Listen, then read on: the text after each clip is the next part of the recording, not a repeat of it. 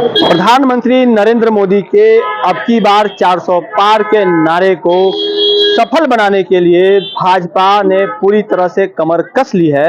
अब बात धनबाद लोकसभा क्षेत्र की करें तो यहां जब से ढूलू महतो को लोकसभा का प्रत्याशी बनाया गया है, कुछ कार्यकर्ताओं का विरोध देखने को मिल रहा था, लेकिन इस बीच विरोध जो है वो अब थम सा गया है। और आज कुछ देर पहले प्रदेश संगठन महामंत्री करमवीर जी के नेतृत्व में एक अहम बैठक हुई है और यह जो बैठक है वह चुनाव प्रबंधन समिति की बैठक थी। और इस बैठक के दौरान जो मैसेज देने का काम किया गया है वो अत्यंत महत्वपूर्ण है और कहा गया है, सभी कार्यकर्ताओं को यह टास्क दिया गया है कि भाजपा ने यहां पर उस वक्त परचम लहराया जब यहां पर ही नहीं बल्कि पूरे देश में कहीं भाजपा की लहर नहीं थी।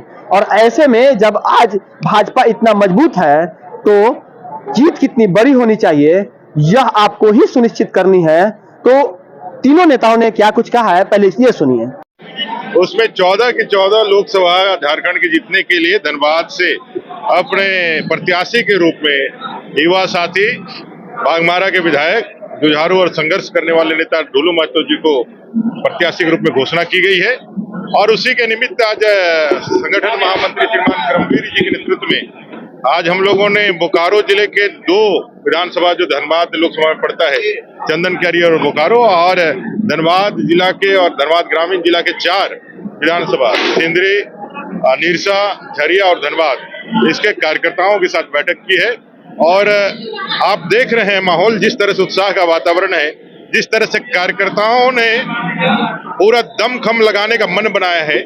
और प्रत्याशी के घोषणा होने के साथ ही जहां विपक्ष के सांप सूंघ गया है, उनके आंखों के सामने अंधेरा छा गया है। आप समझ सकते हैं कि इस बार ऐतिहासिक जीत से एक कमल धनबाद से मोदी जी को पहुंचेगा। विधायक जी, विरोध भी हो रहा है, अभी विरोध हो रहा है, क्या देखिए, जब भी कहीं परिवर्तन होता है तो इस तरह की छोटी मोटी बातें आती रहती है, लेकिन कुल मिलाकर के भारतीय जनता पार्टी के कार्यकर्ता अनुशासित कार्यकर्ता है, समर्पित कार्यकर्ता है। वो अपना जी जान लगा करके, अपना पैसा और खून लगा करके पार्टी को सींच करके आज यहां तक पहुंचाया है। और जो संकल्प हम लोगों ने 1952 में संस्थापक अध्यक्ष अपने श्यामा प्रसाद मुखर्जी के बलिदान से जो हम लोगों ने संकल्प लिया था, आज वो 370 हटा के कश्मीर जैसे मामले को समाधान किया है, रामलला को भी वापस उस अयोध्या के धाम में स्थापित किया है, गरीब कल्याण के कार्य करके हम अंत्योदय के कार्यों को पूरा किए हैं। ये सारे विषयों को लगातार आगे बढ़ाने के लिए 2047 के विकसित भारत के संकल्प को लेकर के तीसरी बार मोदी जी को जिताने के लिए धनबाद के सभी कार्यकर्ता लगेंगे और ऐतिहासिक जीत करेंगे। संगठन का भी विरोध, कहीं कोई विरोध नहीं है, कहीं कोई विषय नहीं है।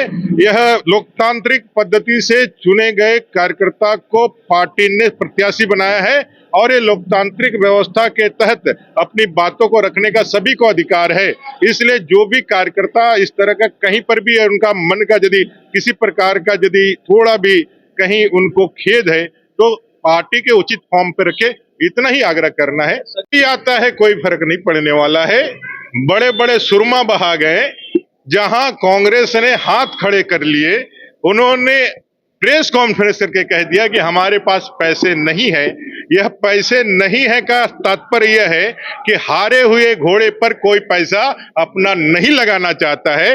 इनके घोषणा के बाद धनबाद में कोई प्रत्याशी की खड़ा होना नहीं चाहता है, पूरे राज्य के अंदर 14 सीट में कोई खड़ा नहीं होना चाहता है, क्योंकि सबको मालूम है कि 4 जून को सभी के घरों पर मातम ही मनने वाला है, हार से ही उनका स्वागत होने वाला है। तो मतलब संगठन के जो लोग लगातार सोशल मीडिया पर लिख रहे हैं, कोई नहीं कह रहा है, उन लोगों पर कोई नहीं कर रहा है। जो भी रुष्ट 1-2 कार्यकर्ता हैं वो भी संतुष्ट होकर के भारतीय जनता पार्टी के ध्वज को लेकर के देश को यशस्वी बनाने के लिए अपने आहुति देने के लिए तैयार है। संदेश हमारे कार्यकर्ता को संदेश हमारे जो संगठन मंत्री जी आए थे उनके द्वारा संदेश दिया गया है, चुनावी रणनीति का संदेश दिया गया है। और भारतीय जनता पार्टी के कार्यकर्ता तो आप जानते हैं समर्पित भाव से काम करता है पार्टी के प्रति, और मुझे पूरा विश्वास है पार्टी ने जो निर्देश दिया उस निर्देश को ईमानदारी निष्ठापूर्वक पार्टी के एक एक कार्यकर्ता निभाने का काम करेंगे। लगातार विरोध हो रहे हैं, क्या बोलेंगे विनायक जी? कोई विरोध नहीं, कोई विरोध नहीं है। अरे छोड़िए, सरकार से कितना असर पड़ सकता है? अरे वो हमारा गाय, उसको चुनाव तो लड़ने के लिए बोले, लड़े वो, हम लोग अभिभावक है, वो लड़े चुनाव। लोकतंत्र है, लोकतंत्र में लड़ने के लिए कोई अर्थी है।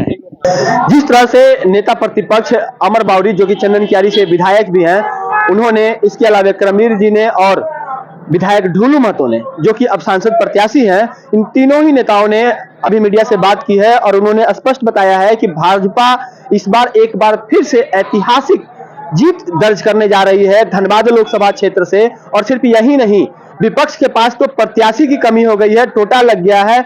राहुल गांधी की जो घोषणा हुई थी कि अब उनके पास में चुनाव लड़ने के लिए पैसे नहीं है, उसके बाद वहां मारामारी चल गई है, वहां पे प्रत्याशी नहीं मिल रहे हैं जो कांग्रेस के तरफ से चुनाव लड़ सके। इसके अलावे जो पिछले 2-4 दिनों से जो विरोध के स्वर देखने को मिल रहे थे ढूलू महतो के खिलाफ, जिसमें कि कृष्णा अग्रवाल सरीखे कुछ मारवाड़ी समाज के जुड़े हुए जो नेता थे, उन लोगों ने इसका विरोध जताया था और कहा था कि व्यवसायियों में खौफ का माहौल पैदा होगा।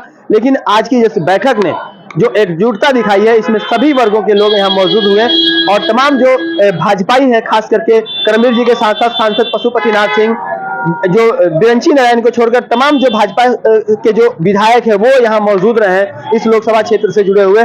तो आप अंदाजा लगा सकते हैं कि भाजपा में अब एक एकजुटता आ गई है और कहीं से भी फूट की कोई बात नहीं है, कोई गुंजाइश नहीं है। और जो भीतरी घात की जो संभावनाएं जताई जा रही थी, उस पर भी अब अल्प विराम नहीं बल्कि पूर्ण विराम सा लगता दिख रहा है। और जिस तरह से तमाम नेताओं ने मीडिया से बात करते हुए कहा है कि यह जो दावा है अब की बार 400 पार और 370 से कम भाजपा जीतेगी, 370 सीट, इस बात पर भी मुहर लग सकती है, बशर्ते कि 4 जून का हमें इंतजार करना होगा। सहयोगी मुन्ना के साथ राजकुमार जायसवाल, न्यूज़ 22 धनबाद।